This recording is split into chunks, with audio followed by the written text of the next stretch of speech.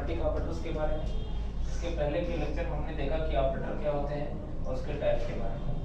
अब इस लेक्चर में लोग पढ़ने वाले अरिथमेटिक ऑपरेटर के बारे में।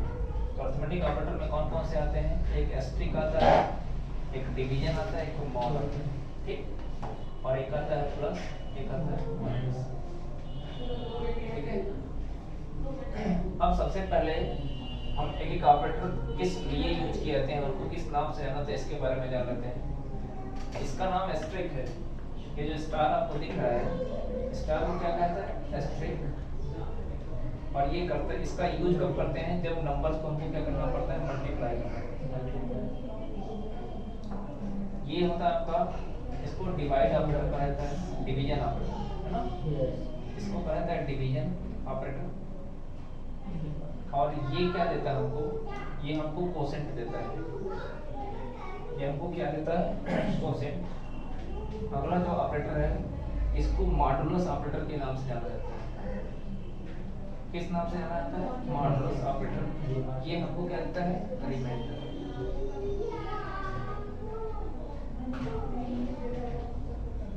ठीक है। और प्लस को आपको पता है, इसको एडिशन ऑपरेटर के नाम से जाना जाता है। प्लस प्लस इसको प्लस ही कहा जाता है ना। और ये आपको पता है एडिशन के लिए इस्तेमाल किया जाता है। और ये जो आपका है इसको माइनस कहा जाता है। और ये क्या करता है? किस पर्पस यूज किया जाता है? सबट्रैक्शन के लिए। तो ये सारे के सारे ऑपरेटर अरिथमेटिक ऑपरेटर आते हैं, ठीक है। अब हम क्या करेंगे, इन ऑपरेटर्स के कॉन्सेप्ट को समझने के लिए हम कुछ एग्जांपल लेंगे, ठीक है। जैसे प्लस और माइनस और मल्टीप्लिकेशन में तो कोई इशू नहीं होगा। जैसे अगर हम किसी भी नंबर को मल्टीप्लाई कर दिए तो रिजल्ट हमको पता आ गया 6 हो गया। 2 + 3 कर दिए तो पता है 5 हो गया। 3 - 2 कर दिए तो हमको पता है 1 आ जाएगा। इन सबके कॉन्सेप्ट से हम पूरी तरीके से हमको कोई दिक्कत नहीं है। दिक्कत कहाँ फंसती है? जो खास करके जो नए स्टूडेंट होते हैं वो डिवीजन और मॉडुलस में आके फंस जाते हैं, जिसके लिए हम एक बेसिक आइडिया आपको देने वाले हैं, ठीक है।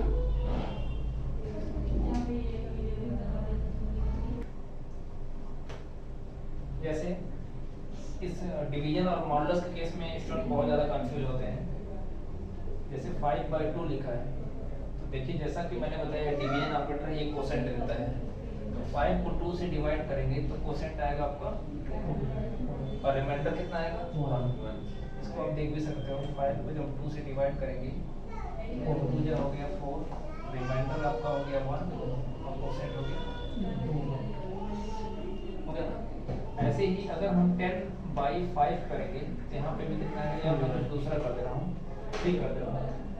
तो यहाँ देखिए इस बार कोसेंट कितना आएगा? 3। पॉइंट में नहीं जाएगा, यहाँ से देखिएगा पॉइंट। यहाँ ध्यान देने वाली बात यही है कि यहाँ 10 और 3 है, तो यदि दोनों इंटीजर वैल्यू तो रिजल्ट हमेशा आपको इंटीजर में ही मिलेगा, दशमलव में कभी नहीं जाएगा।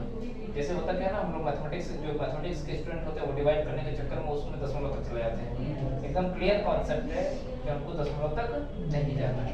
या मैं इसको, इसके लिए मैं एक आपको यहाँ पे पॉइंट दे देता हूँ, ठीक है। इसको अलग से आप लिख लीजिएगा कि जब इंट को इंट से डिवाइड करेंगे, जब इंट को इंट से डिवाइड करेंगे तो रिजल्ट शुड बी इंटीजर। आप ये कर सकते हैं।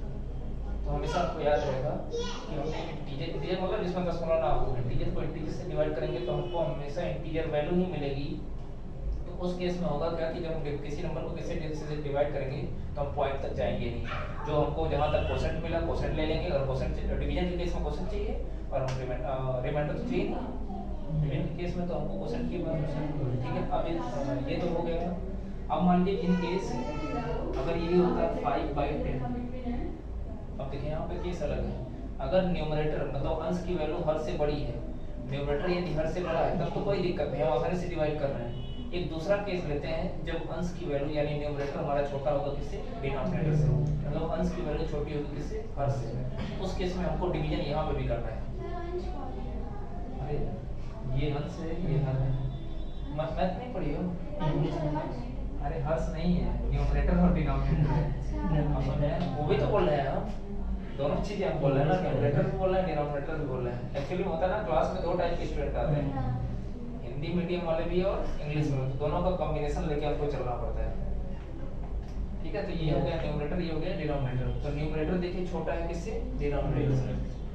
इस केस में होगा क्या, अब इस केस में डिवीजन कैसे होगा, तो जब डिवीजन ना आ जाए, इस केस में कहाँ डिवीजन हो पा रहा है, तो आप 0 टाइम चले जाओ, कितने टाइम भाग करो, 0 टाइम।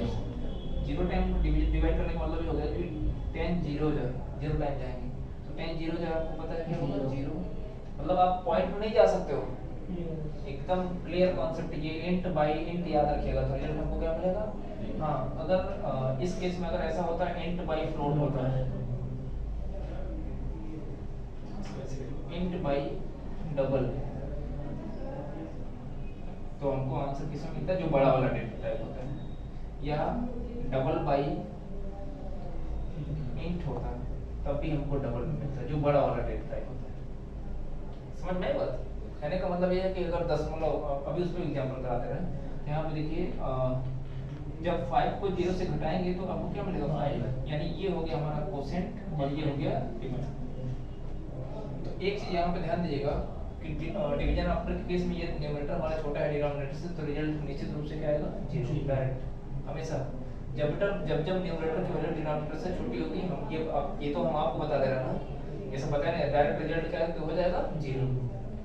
ये बात समझ में आ गई, कुछ भी वैल्यू रहे, 15 greater than divide by 16 0, minus 19 by 20 0, कोई दिक्कत नहीं। समझ में आ गया? अब आते हैं हम किस पे, हाँ पॉइंट वाली जो बात हो रही थी, जैसे अगर हमने लिख दिया 5 बाय 2.0, तो अब देखिए यहाँ पे एक इंटीजर है एक डबल है, इस केस में रिजल्ट क्या आएगा, 5 में कितना होगा, 2.25, रिजल्ट क्या आएगा 2.25, क्योंकि देखिए एक इंट था एक डबल था, तो ये क्या करेगा, दशमलव में डिवाइड कर देगा। समझ में आएगा? ये छोटे छोटे ट्रिक्स हैं जो हमको, अगर दोनों इंटीजर होगा तब तो हम नहीं पॉइंट में आएंगे, लेकिन अगर दोनों में से कोई एक डबल होगा, दशमलव में होगा, तो उस केस में हम डबल में चले जाएंगे। ये छोटे छोटे बेसिक कॉन्सेप्ट हैं जो हमको तब जरूरत पड़ते हैं जब हम किसी क्वेश्चन को सॉल्व करते हैं, ठीक है। क्या ये आपको नहीं पता? नहीं, आप बता रहे तो वैसे बताइए, मतलब डिवाइड करके बता दीजिए। हो गया? अब देखिए हम एक और बचा है, मॉडुलस, ये रिमाइंडर देता है, ये भी थोड़ा टेक्निकल है, लेकिन कब, जब न्यूमरेटर छोटा होगा किससे, डिनोमिनेटर, तभी, अदरवाइज तो बहुत आसान है। अब देखिए जैसे मान लीजिए हमने 10 mod 3 लिख दिया, तो आपको पता है सीधे जाने के रिमाइंडर बनाएगा, या 15 बाई हमने 7 कर दिया,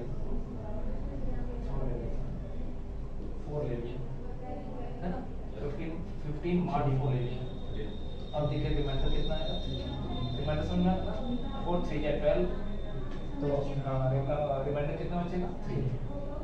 अब यहाँ पे यदि हम कर देते 4 mod 15, हाँ, क्योंकि हमने अभी भी आपको बताया कि जब न्यूमरेटर छोटा होगा डिनोमिनेटर से, उसको हम डिवाइड करेंगे, लेकिन कहाँ तक जाएंगे, 0 टाइम, तो जब 0 टाइम तक डिवाइड करेंगे, जो न्यूमरेटर होगा वही हमारा क्या हो जाएगा, आंसर होगा। इस केस में ध्यान देगा, जब न्यूमरेटर की वैल्यू डिनोमिनेटर से छोटी होगी, उस केस में जो न्यूमरेटर वाला होगा वही हमारा आंसर होगा। या इस केस में मैं आपको एक चीज बता दूं, जब न्यूमरेटर है, इसका मतलब स्मॉल से है, वैसे भी दिनों में कॉन्सेप्ट ये भी है, जब स्मॉल, ये न्यूमरेटर हो गया और बिग को हम कहाँ लिख रहे हैं, डिनोमिनेटर, समझ में आई बात? तो हमारा जो आंसर होगा वो स्मॉल। एक ट्रिक आप ये लिख सकते हैं, एक ट्रिक ये भी है कि जब डिवीजन के केस में भी स्मॉल डिवाइड बाय बिग, तो रिजल्ट क्या रखना, 0। ये दो महत्वपूर्ण ट्रिक है, हमको डिवीजन करने की जरूरत नहीं पड़ेगी, हम जिसको कभी भी किसी टाइम हम आसानी से इस्तेमाल कर सकते हैं। अब हम लोग जावा में या इंटरव्यू वगैरह में एक क्वेश्चन पूछे जाते हैं, कुछ क्वेश्चन इस टाइप के होते हैं, जैसे पूछ लिया जाता है what will be the output of following code, what will be the output of the following code, जो कोड नीचे लिखा गया उसका आउटपुट क्या है। और हम एक चीज और है कि हम इस टाइप के प्रॉब्लम के जरिए जो अरिथमेटिक ऑपरेटर हैं या उसके बाद के जो ऑपरेटर हैं, जैसे हमने अभी आपको बताया ना कि कौन सा ऑपरेटर कैसे क्या बिहेव करेगा, अभी तक सिर्फ और सिर्फ हम अरिथमेटिक ऑपरेटर की चर्चा की है, अब हम आपको क्या करने वाले हैं, कुछ अरिथमेटिक ऑपरेटर पे प्रॉब्लम्स सॉल्व कराएंगे, प्रैक्टिस कराएंगे, ताकि हमको ये पता चल सके कब किस समय हमको प्लस का यूज करना है, माइनस का, डिवीजन का, मॉडुलस का। तो जावा में या किसी भी लैंग्वेज में किसी ऑपरेटर की फंक्शनलिटी को जानना है तो आपको इस टाइप के क्वेश्चन को प्रैक्टिस करना पड़ेगा। क्वेश्चन अभी ये नहीं है, क्वेश्चन अभी हमको लिखना है। क्वेश्चन क्या लिखना है, कोड, एक कोड लिखा रहेगा और उस कोड को देख के हमको बताना है कि हमारा आउटपुट क्या प्रिंट करेगा। ठीक है, तो कोड मैं लिख रहा हूँ, क्लास, और यहाँ पे मैं लिख दिया अरिथ में मैं नाम दे दे रहा हूँ, पब्लिक स्टैटिक वाइड स्ट्रिंग। अब हम यहाँ पे कुछ वेरिएबल्स डिफाइन करते हैं। ठीक है, जैसे जावा में वेरिएबल को डिफाइन करने के लिए सबसे पहले लिखा जाता है डेटा टाइप।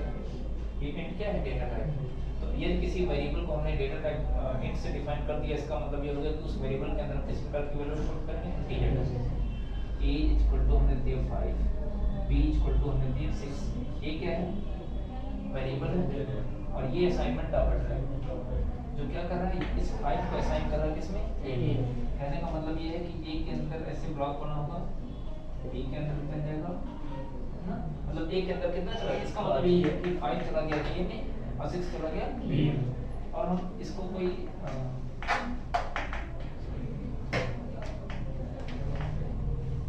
इस तरीके से हमने दो वेरिएबल लिया, एक वेरिएबल लिया a, एक वेरिएबल लिया b, a को दे दिया 5, b को दे दिया 6, और इंट क्या है, डेटा टाइप। इसका मतलब ये हो गया कि a और b वेरिएबल हैं इस टाइप के, इंट के टाइप के। यही कारण है कि इसमें हम इसमें हम इंटीजर टाइप की वैल्यू को क्या कर रहे हैं, असाइन कर रहे हैं। अब हमें एक इक्वेशन लिखना है। इक्वेशन कुछ इस तरीके से लिखा गया, c इज इक्वल टू, मतलब c assignment a mod 7 plus b divide by 8 minus a by 3 a by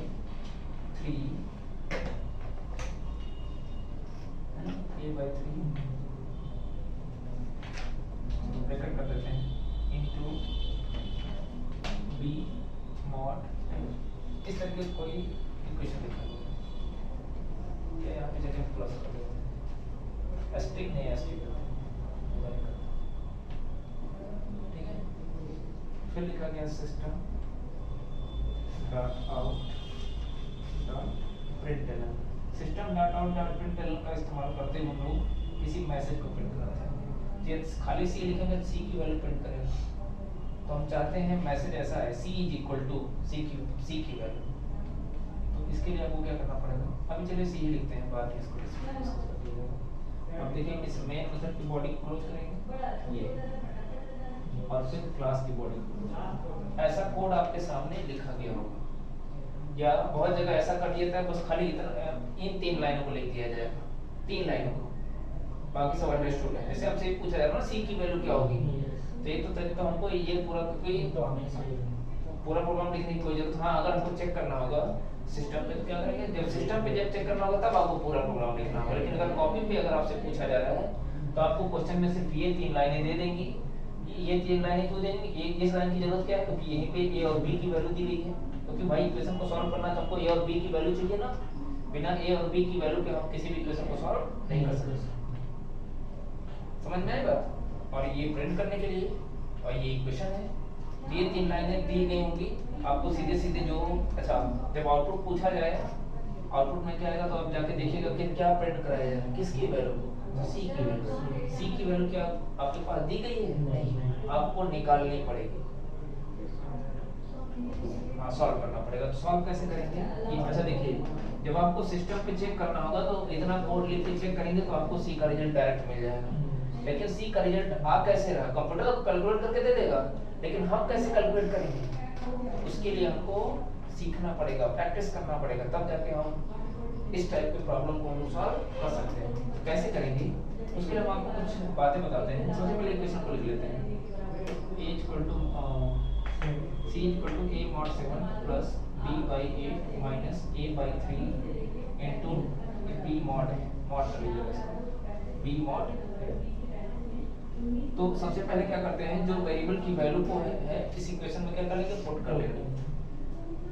तो a की वैल्यू 5 है, 5 mod 7 प्लस b की वैल्यू 6 है, 6/8 माइनस a की वैल्यू कितनी है 5 डिवाइड बाय 3 इनटू b की वैल्यू कितनी है 6 और 6 mod। ठीक है, अब देखिए इस इक्वेशन में कई सारे ऑपरेटर हैं, ऑलमोस्ट सारे अरिथमेटिक ऑपरेटर आ गए हैं। तो सबसे बड़ी प्रॉब्लम ये होती है कि हम किस ऑपरेटर को पहले सॉल्व करें, किस ऑपरेटर को बाद में। तो मैथमेटिक्स में इस प्रॉब्लम को सॉल्व किया था किससे, बॉडमास रूल से, लेकिन प्रोग्रामिंग लैंग्वेज में बॉडमास रूल का इस्तेमाल नहीं किया था। तो बॉडमास रूल का जब इस्तेमाल नहीं किया था तो यहाँ पे इक्वेशन को कैसे सॉल्व करेंगे, है ना। तो इसके लिए हम क्या होता है, प्रेसिडेंस टेबल होता है। इसके लिए क्या होता है, प्रेसिडेंस टेबल होता है। तो हम प्रेसिडेंस टेबल पूरा आपको बताने वाला नहीं है, तो अलग से हमको बता देंगे। यहाँ पे भी सबसे पहले क्या होगा, सबसे पहले ब्रैकेट को सॉल्व करेंगे। तो ब्रैकेट को हम देते हैं रैंक नंबर 1, ऐसे समझिए। रैंक का मतलब ये होता है कि इसको पहले सॉल्व करना है, ठीक है। उसके बाद क्या होगा, प्लस प्लस माइनस माइनस। देखो इंक्रीमेंट डिक्रीमेंट ऑपरेटर को हम रैंक नंबर 2 देते हैं। मतलब इक्वेशन में अगर ब्रैकेट आया तो पहले ब्रैकेट को सॉल्व करेंगे, अगर इंक्रीमेंट आया तो उसके बाद इंक्रीमेंट ऑपरेटर को सॉल्व करेंगे। उसके बाद हम एस्टेरिक, डिवीजन, मॉड, इन तीनों में से किसी एक को पहले सॉल्व कर सकते हैं, रैंक नंबर 3। और फिर उसके बाद प्लस और माइनस, इसको मैं रैंक नंबर देता हूँ 4। तो इनमें से आपको कहने का मतलब ये है कि जो पहले आएगा उसको हम पहले सॉल्व करेंगे, जो पहले आएगा उसको हम पहले सॉल्व करेंगे। बाकी के ऑपरेटर में जैसे हम लोग पढ़ते हैं उसका रैंक के बारे में हम जानते हैं। तो अब देखिए मैंने क्या लिखा, ब्रैकेट को पहले सॉल्व करना है, यानी ये जो ब्रैकेट वाला लिखा गया है इसको पहले सॉल्व करेंगे, कर लेते हैं। तो ब्रैकेट को पहले सॉल्व करेंगे। ऐसा देखो ब्रैकेट में जब जाओगे तो ब्रैकेट में देखो कई ऑपरेटर आए हैं, यहाँ आया है, यहाँ आया है, तीनों एक ही ऑपरेटर है, मतलब एक ही रैंक है। उस केस में होगा क्या कि हम लेफ्ट से राइट की तरफ जाएंगे, जो पहले मिलेगा उसको सॉल्व करेंगे। इन सारे ऑपरेटर का मूवमेंट क्या होता है, लेफ्ट टू राइट होता है, मतलब लेफ्ट से राइट की तरफ जाएंगे। पहले ब्रैकेट को सॉल्व करना है, ये फिक्स है, लेकिन ब्रैकेट में पहले इसको सॉल्व करोगे, इसको कैसे पता चलेगा। तो इसके लिए LR याद रखिएगा। LR का मतलब लेफ्ट टू राइट, यानी हम यहाँ तक का पूरा इक्वेशन ऐसे लिख लेंगे, 5 mod 7 प्लस 6/8 माइनस यहाँ पे आपका हो जाएगा। अच्छा देखिए यहाँ तक का पूरा हमने ऐसे लिख लिया। अब इसमें से किसको पहले सॉल्व करेंगे, तो इसका भी रैंक 3 है, इसका भी 3 है, इसका भी 3 है, तो तीनों का सेम रैंक है। तो इनमें से किसी एक को हम पहले लेफ्ट टू राइट चलेंगे, लेफ्ट टू राइट जाते हैं, जो पहले पढ़ेगा उसी को पहले सॉल्व करेंगे। तो लेफ्ट ये जो है इधर से इधर चलना है, पहले यही मिलना है, पहले इसको सॉल्व करेंगे। तो 5 को 3 से डिवाइड करेंगे तो 3 बन जाए 3 मिल गया, इनटू एक बार में एक ऑपरेशन करेगा तो आपका आंसर बिल्कुल गलत। अभी ब्रैकेट को ही सॉल्व करना है, तो 5 mod 7 प्लस 6/8 माइनस। अब देखिए अब पहले इसको सॉल्व करेंगे लेफ्ट टू राइट, है ना। 1 into 6 करेंगे तो कितना हो जाएगा 6 mod 10। अभी भी ब्रैकेट है तो पहले ब्रैकेट को सॉल्व करेंगे। अब ब्रैकेट में एक ही बचा है तो उसी को सॉल्व करेंगे। 5 mod 7 प्लस 6/8 माइनस, ये इसको सॉल्व करेंगे तो देखिए हमने आपको बताया था ना गलत, स्मॉल mod बिग 6 का आंसर क्या है 6 है, वेरी गुड, है ना। अब देखिए अब ब्रैकेट ऑटोमेटिक हम हट जाएगा। अब देखिए अब इसको किस में, इसका रैंक नंबर 3 होता है, इसका 4 होता है, इसका 3 होता है, इसका 4 होता है। तो पहले 3 वाले को सॉल्व करेंगे। देखिए अब ये कॉन्सेप्ट आपको समझ में आएगा, जो पहले आएगा उसी को सॉल्व करेंगे। तो हम इसको हटा लेते हैं क्योंकि स्पेस कम है। अच्छा एक चीज और, आप तब तक रैंक लिखते रहिए जब तक आपको याद ना हो जाए, प्रैक्टिस कर सकते हैं ऐसे लिख के जैसे मैंने लिखा था। तो पहले हम इसको सॉल्व करेंगे। तो 5 mod 7 यानी कि न्यूमरेटर टेबल छोटी है, डायरेक्ट फॉर्म में दीजिए 5 प्लस 6/8 माइनस 6। अब देखिए इसका रैंक 4 होता है, इसका रैंक 3 होता है, इसका 4 होता है, तो पहले इसको सॉल्व करेंगे 3। अब यहाँ देखिए 5 प्लस 6/8, यहाँ देखिए 6 छोटा है तो ये डायरेक्ट क्या हो जाएगा 0 माइनस 6। अब हम यहाँ पे सॉल्व करते हैं। अब अपने पास क्या बचा है प्लस, इसका रैंक 4 होता है, इसका रैंक 4 होता है, कोई दिक्कत नहीं। मूवमेंट लेफ्ट टू राइट, जब सेम रैंक के ऑपरेटर मिलेंगे तो उस समय मूवमेंट देखिएगा लेफ्ट टू राइट, लेफ्ट से राइट जाते हुए पहले मिलेगा उसी को सॉल्व करेंगे। तो 5 प्लस 0 का मतलब 5 माइनस 6 यानी -1। अब ये जो -1 चला जाएगा किसमें, सी में, इसलिए हम कह सकते हैं कि जो सी का रिजल्ट होगा वो कितना होगा।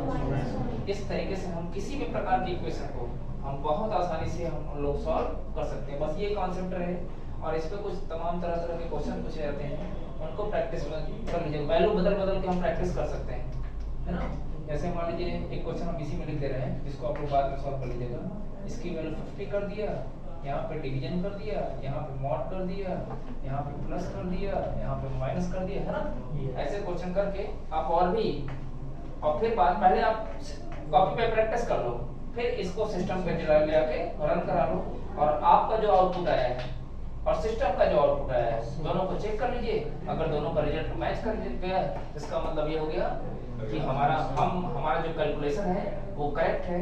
इससे आपको आपका ऑपरेटर का भी कॉन्सेप्ट क्लियर हो जाएगा, अरिथमेटिक ऑपरेटर का कॉन्सेप्ट क्लियर हो जाएगा, इसमें कोई दिक्कत नहीं होगी। और भी क्वेश्चन आप खुद बना सकते हो, और प्रैक्टिस करने का सबसे बेस्ट तरीका ये है, क्वेश्चन मत ढूंढिए, खुद क्वेश्चन बनाइए और पहले कॉपी पे सॉल्व करिए, फिर उस प्रोग्राम को लेकर सिस्टम पे राइट करिए, और आपके द्वारा जो निकाला गया आउटपुट है और सिस्टम द्वारा जो प्रोड्यूस आउटपुट है, दोनों को टैली करिए।